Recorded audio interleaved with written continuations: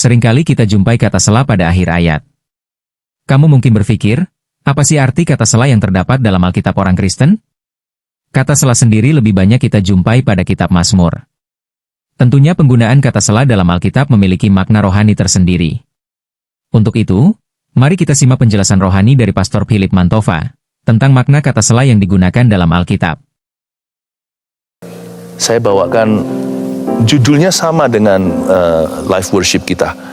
Live worship kami berjudul Selah. Saya juga mau khotbah soal Selah sekarang ya. Mari kita buka sama-sama ayat firman Tuhan di Mazmur pasal yang ke-3. Saya beri judul Selah. Saya suka kata Selah ini yang artinya pause. Kata Selah tertulis 74 kali di Alkitab. 71 kali itu ditemukan di kitab Mazmur. Mazmur itu kan lagu atau nyanyian. Jadi Selah itu seperti pause di tengah-tengah antara lirik. Atau kita tarik nafas kalau kita dalam seni tarik suara. Itulah artinya Selah. Tapi kalau ditulis di dalam Alkitab, di dalam ayat-ayat ini, pasti ada makna rohaninya. Nggak mungkin iseng. Karena Mazmur ini firman Allah. Nah, Selah itu saya suka sekali. Kata Selah itu sendiri mengajarkan kita untuk sengaja istirahat dalam hadirat Tuhan. Kita bisa Selah gimana ya caranya ya untuk istirahat? Tidur adalah istirahat fisik yang baik. Tapi juga kalau kita mau istirahat, kalau kita mau slow down nih ceritanya, kita mau agak perlahan. Kalau hidup kita terlalu cepat jalannya, hidup saya juga begitu. Tidak henti-hentinya jam per jam. Ada waktunya kita matikan HP, ya kan? Kita fokus ke orang-orang yang kita kasih dan cintai, tatap mata mereka, tatap wajah mereka, bicara muka dengan muka, tanpa ada gangguan, gadget atau apa. Kadang-kadang kita perlu sekali untuk hanya sekedar untuk diam saja atau berjalan-jalan di sebuah di nature, atau kita pas lagi jogging di luar sana pagi-pagi hari. Cari-cari jalan untuk istirahat, karena istirahat itu baik buat jiwa. Tapi istirahat dalam hadirat Allah itu baik buat roh kita. Kalau tidur hanya untuk fisik atau untuk jasmani, kalau rohani hanya di dalam hadirat Tuhan. Dan kata Selah itu indah. Dalam kata selamat ada kata Selah. Selamat kan? Ya, saya gabung-gabungkan. Itu cuman secara ilustrasi aja saya pikirkan. Kalau kita mau selamat ya kita harus ngerti Selah juga. Kita juga harus ngerti berhenti. Sebab ada banyak hikmat dalam beristirahat. There's so much wisdom in it. Kita baca pasal 3 ayat pertama. Judulnya di Alkitab kita nyanyian pagi dalam menghadapi musuh. Tapi sekarang malam hari, gak apa-apa. Firman Tuhan itu untuk segala waktu. Mazmur Daud ketika ia lari dari Absalom anaknya. Ya Tuhan, betapa banyaknya lawanku. Banyak orang yang bangkit menyerang aku. Banyak orang yang berkata tentang aku, baginya tidak ada pertolongan daripada Allah. Selah. Tetapi Engkau Tuhan adalah perisai yang melindungi aku. Engkaulah kemuliaanku dan yang mengangkat kepalaku. Dengan nyaring aku berseru kepada Tuhan, dan Ia menjawab aku dari gunungnya yang kudus. Selah.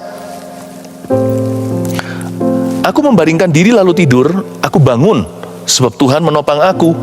Aku tidak takut kepada puluhan ribu orang yang siap mengepung aku. Bangkitlah Tuhan, tolonglah aku.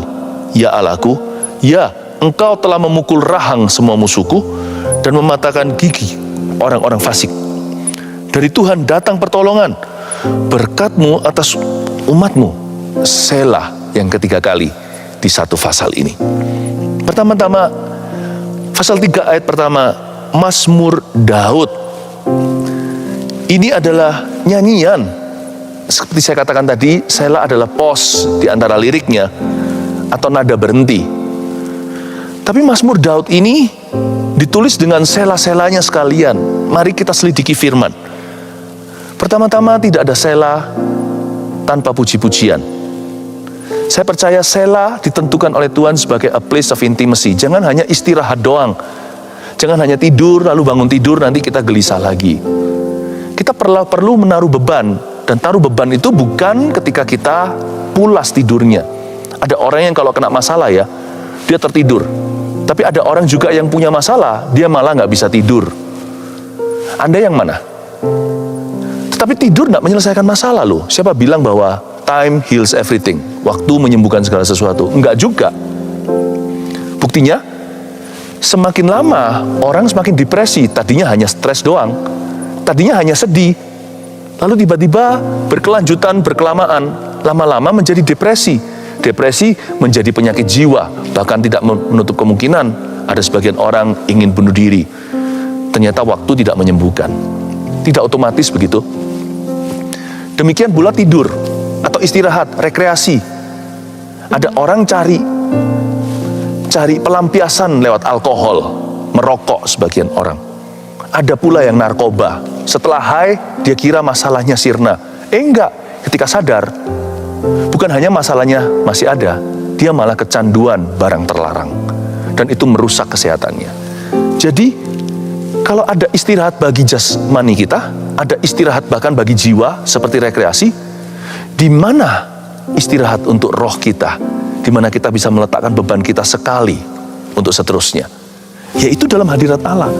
Makanya Sela itu diciptakan oleh Tuhan, masuk hadirat Tuhan. Tempat itu adalah a secret place, tempat itu adalah a place of intimacy, atau tempat keintiman dengan Tuhan. Sela saya kapan? Saya sela tiap hari, namanya saat teduh pribadi. Saya bangun tidur, Anda sudah berkali-kali mendengar saya ngomong begini. Saya berbahasa roh dulu, lalu setelah saya bangkit dari ranjang saya langsung ke meja, ke tempat saya belajar, saya ambil Alkitab dan baca berfasal-fasal. Itu sela saya. Sela saya juga termasuk Rabu dan Sabtu sekarang bersama dengan Anda. Sekalipun kita bersama-sama, tapi ini termasuk sela. Ayo kita istirahat rame-rame yuk dalam hadirat Allah, mendengarkan firman-Nya dan merasakan Roh Kudus-Nya. Temukan tempat intimasi atau tempat keintimanmu di mana bebanmu terlepaskan. Daud menemukannya dalam Mazmur-Mazmur pujian. Saya ulang lagi, Mazmur Daud, kapan? Ketika ia lari dari Absalom anaknya. Kalau Anda tahu background story-nya, Daud sedang dikejar-kejar oleh darah dagingnya sendiri. Absalom mau membunuh ayahnya. Udah panjang lah ceritanya. Ada kejadian-kejadian sebelumnya. Tapi langsung aja ke pasal 3. Di Mazmur ini, Daud sedang gelisah dan gundah gulana. Bahkan problemanya bukanlah problema rekayasa seperti banyak kita, hanyalah karena kekhawatiran atau ketakutan yang gak tentu terjadi. Daud ini ancaman nyawa. Tapi Daud menulis Mazmur justru waktu itu. Dia berkata, ya Tuhan, betapa banyaknya lawanku dan sebagainya. Sela. Dia menaruh rasa percaya pada Tuhan ketika dia gelisah. Mazmur Daud, dia memilih untuk memuji-muji Allahnya, bahkan menggubah sebuah lagu baru ketika jiwanya tertekan. Justru ketika secara fisik kita nggak berdaya, ketika jiwa kita tertekan oleh beban yang berat, malahan secara rohani jangan mau kita itu dibatasi. Kalau sekarang saya lumpuh, maka roh saya harus semakin kuat memuji. Kalau secara jiwa saya tidak berdaya, bukankah secara iman saya harus gagah perkasa? Mazmur Daud ketika ia lari dari Absalom anaknya, justru ketika dia dikejar-kejar, ketika dia diburu, di situ dia temukan a place of intimacy. Dia menemukan tempat keintiman dengan Tuhan. Tempat itu yaitu puji-pujian. Nanti ya, setelah selesai saya sampaikan semua sharing saya ini, kita memuji Tuhan sekali lagi ya, sambil memandang bulan bintang yang cantik sekali di sini. Jernih sekali langit-langitnya, sekalipun hitam, saya bisa melihat bintang-bintang berkilauan. Mewakili Anda, saya mengagumi Tuhan. Nanti setelah saya selesai khotbah ini, kita memuji Tuhan sekali lagi di bawah remang-remang terang bulan ini. Tuhan Yesus, begitu indah hadiratnya. Waktu yang romantis dengan Yesus. Itulah Selah. Ayat 2, ya Tuhan, betapa banyaknya lawanku. Banyak orang yang bangkit menyerang aku. Banyak orang yang berkata tentang aku. Baginya gak ada pertolongan daripada Allah. Baru Selah nomor 1. Anda perhatikan gak? Kalau Anda teliti ayat 2 dan 3, terlalu banyak kata banyak di dalamnya. Saya ulang, ya Tuhan, betapa banyaknya lawanku. Banyak orang yang bangkit menyerang aku. Banyak orang yang berkata tentang aku, lalu putus asa sama sekali. Baginya tidak ada pertolongan daripada Allah. Kalau kita dirudung masalah, biasanya masalah terasa lebih besar dari aslinya. Apalagi kalau hati kita sudah kena yang namanya virus gelisah. Demikian pula putus asa, apalagi kecewa. Wah, sudah kayaknya kita orang paling malang, paling kasihan. Kayaknya kondisi kita tidak tertolong lagi, segala sesuatu mustahil. Ya. Dan juga masa depan kita muram. Banyak orang. Nah, lalu tiba-tiba aja muncul kata Selah sebelum ayat berikutnya. Inilah hikmatnya. Ada banyak hikmat dalam beristirahat. Nomor 1 tulislah, beristirahat dari masalah kita. Itu arti Selah. Arti yang pertama dari kata Selah adalah beristirahat dari masalah kita. Beristirahat dari masalah itu bukan lari dari masalah loh ya. Beristirahat dari masalah itu membatasi stres. Ya, it's a place of surrender. Temukan tiap malam, kayak malam hari begini, saya ajari Anda langsung dari tempat ini bagaimana berserah kepada Tuhan.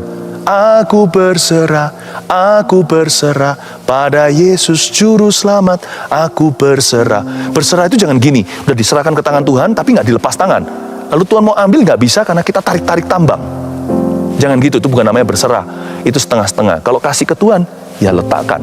Lepas tanganmu, Tuhan turun tangan. Ketika Anda angkat tangan, heaven, sorga akan turun tangan. Beristirahat dari masalah kita. Temukan your place of surrendering. Temukan tempatmu untuk berserah kepada Tuhan. Tahu nggak? Tuhan ajarkan bahwa stres harus dibatasi. Dibatasi oleh apa? Dibatasi oleh kesusahan sehari dan pencobaan tidak lebih. Apa ya Pastor Philip? Sekali lagi, stres kita itu loh harus dibatasi dengan pencobaan tidak lebih dan kesusahan sehari. Maksudnya, kesusahan sehari hanyalah untuk sehari. Besok ada masalah baru. Kalau masalahmu belum selesai hari ini, malam hari belajar serahkan ke kaki Tuhan. Sebab Anda yakin dan tahu, kalau asal Anda sudah berusaha sepanjang hari, toh belum keluar dari permasalahan atau problemamu, berarti Tuhan belum izinkan. Tuhan belum izinkan itu kelar di hidupmu. Belajar percaya atau belajar percayakan. Sekalipun masalah Anda besar, kayaknya sudah mendesak sekali, besok makan apa, gitulah ya ekstrim atau ekstrimnya. Di mana saya harus hadapi ini esok hari. Kalau malam ini Anda belum mati, berarti Tuhan belum selesai dengan dirimu. Kalau hari ini problema Anda masih ada di sana, Anda belum keluar dari situ, berarti Tuhan belum izinkan itu kelar. Makanya stres Anda jangan berlebihan. Boleh sedih, boleh kita tegang, tapi stres harus dibatasi setiap hari. Dengan kesusahan sehari, hanyalah untuk sehari. Dan pencobaanmu tidak melebihi kekuatanmu. Percayalah itu, percayalah dengan segenap hati. Jangan bergantung logika saja. Percaya saja. Just believe and you will see my glory. Percaya saja dan engkau akan melihat kemuliaanku, kata Tuhan. Makanya di ayat 2 dan 3 yang kita baca tadi, Daud seolah-olah membesarkan masalah, sangat manusiawi. Oh banyaknya lah masalahku, banyaknya. Lalu tiba-tiba Selah. Lalu setelah Selah ke-1,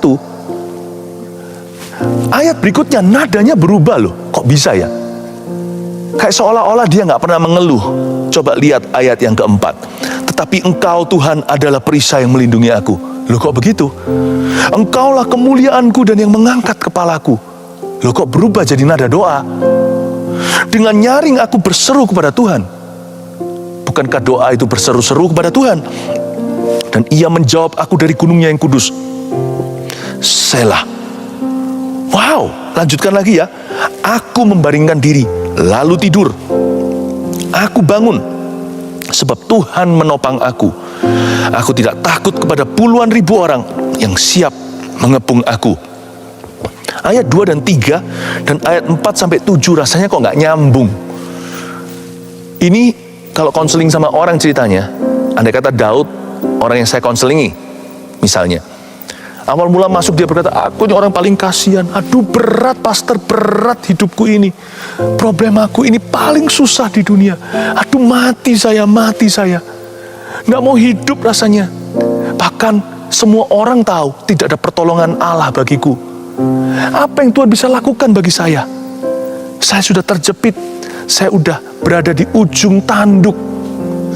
Ini sudah Mayday, ini sudah SOS tingkat dewa. Nggak mungkin saya bisa keluar dari lubang serigala ini. Wah, sudah banyaknya masalah saya. Banyaknya orang yang benci sama saya. Pernah nggak ada orang ngomong sama Anda merasa begini? Semua orang nggak suka sama aku. Aku apes melulu. Udahlah. Bahasa orang yang sudah tidak berpengharapan. Lalu tiba-tiba setelah Sela, ayat 4-7, optimis sekali.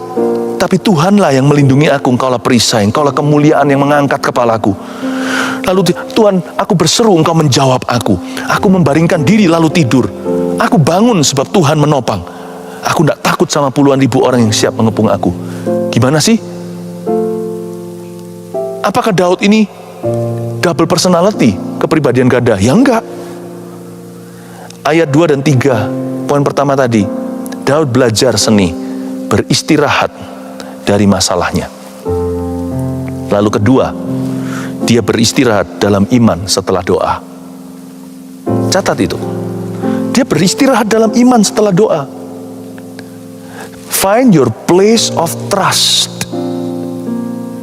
Daud, Sela ke-1, dia belajar membatasi stresnya dengan kesusahan sehari hanya untuk sehari.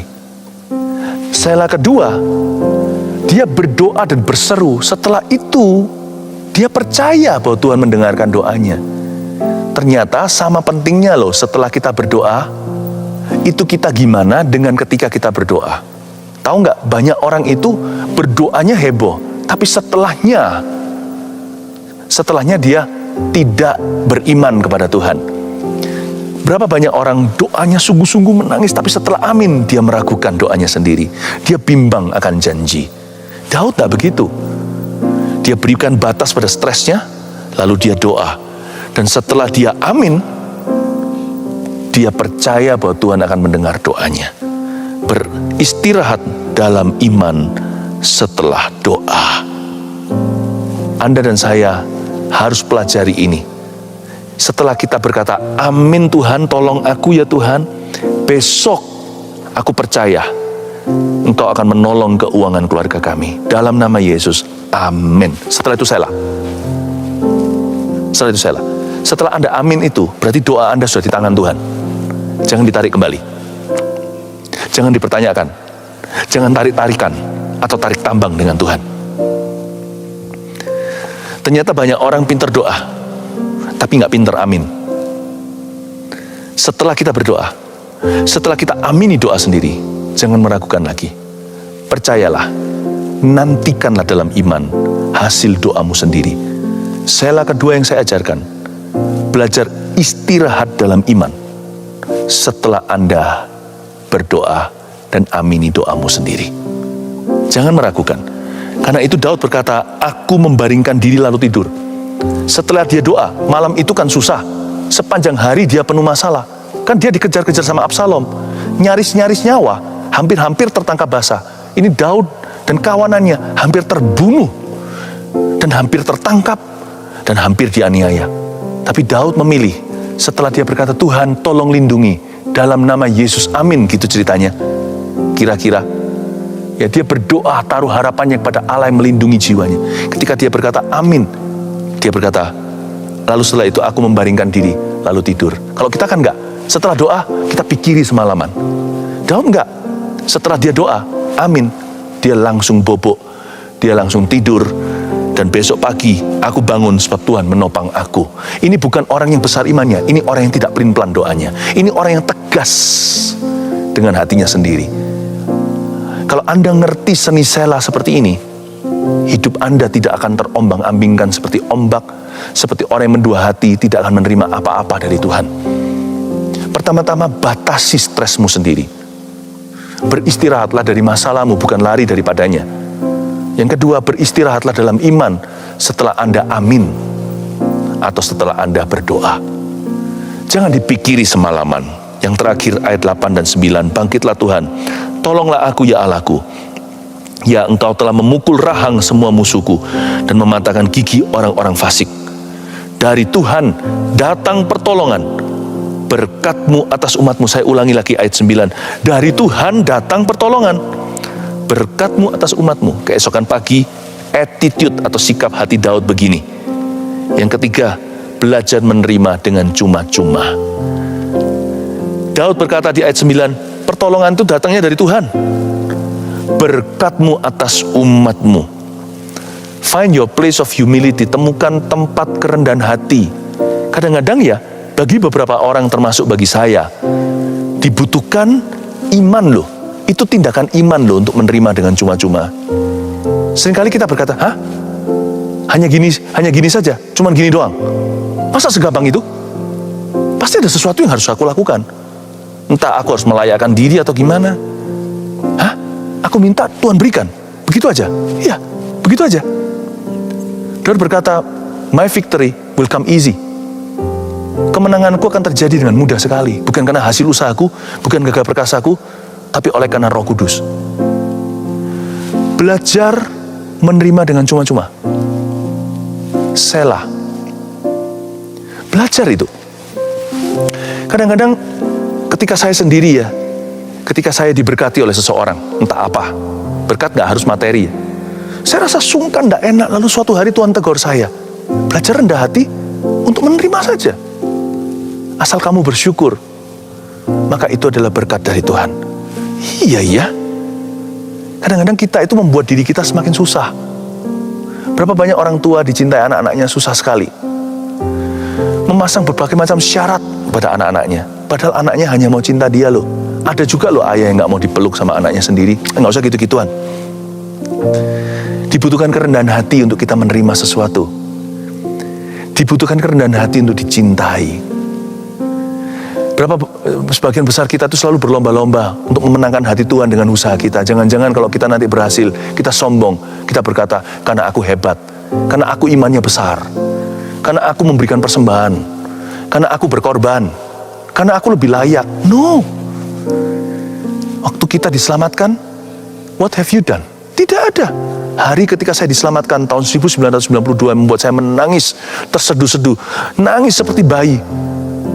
Itu karena saya merasa, loh, aku diselamatkan begitu saja. Aku tidak harus berbuat sesuatu. Tidak harus mempersembahkan apa atau membayar sesuatu. Enggak, dengan cuma-cuma. Karena darah di Kalvari, Tuhan selamatkan Anda dan saya. Daud berkata, bangkitlah ya Tuhan, tolonglah aku. Dari Tuhan datang pertolongan, berkat-Mu atas umat-Mu. Dia berkata, my miracles will come just like that. Just like that, only believe. Kita kan buat susah, nggak bisa. Harus pendeta itu tumpang tangan atau datang ke rumahku, baru mujizat terjadi. Loh, Tuhan juga bisa pakai cara itu. Dan Tuhan kerap kali memakai cara demikian. Di dalam Alkitab, dari perjanjian lama sampai perjanjian baru, baik Elia, Elisa, semua nabi-nabi itu, ada yang sampai ditumpangi tangan, ada yang berbagai macam cara Tuhan berikan. Yesus sendiri meletakkan tangannya, lalu sembuhlah orang itu, membangkitkan orang mati. Tapi ada kalanya Tuhan hanya mengucapkan satu kalimat aja, terjadilah sesuai imanmu, maka hamba perwira itu sembuh. Ada waktunya Tuhan pakai cara yang tidak kita duga, tapi kita membuat susah. Masa bisa sih hanya lewat kamera, hanya lewat begini aja atau lewat screen? Will I be healed? Be humble please. Belajar untuk rendah hati, menerima dengan cuma-cuma. Kalau tidak gitu Anda tidak akan belajar selah. Tuhan melakukan sebagian besar mujizatnya kalau Anda baca. Kenapa dia dibenci oleh ahli Taurat dan orang Farisi? Karena Tuhan melakukannya pada hari Sabat. Tuhan hendak memberikan sebuah pesan yang tidak mungkin bisa disangkali. Ya, ketika manusia istirahat, di situ terjadi mujizat. When you stop boasting about what you can do. Waktu Anda dan saya berhenti membual apa yang kita bisa lakukan untuk Tuhan. Ketika kita berhenti membanggakan jasa kita, disitulah berkat Tuhan melimpah-limpah. Berkat-Mu atas umat-Mu, dari Tuhanlah pertolongan. Kenapa hari Sabat? Makanya Tuhan selalu disalahkan. Ya. Kenapa pada waktu manusia tidak boleh berbuat sesuatu? Di situ Yesus melakukan mujizatnya. Tuhan mau mengatakan pada kita, berhentilah menaruh percaya pada perbuatanmu.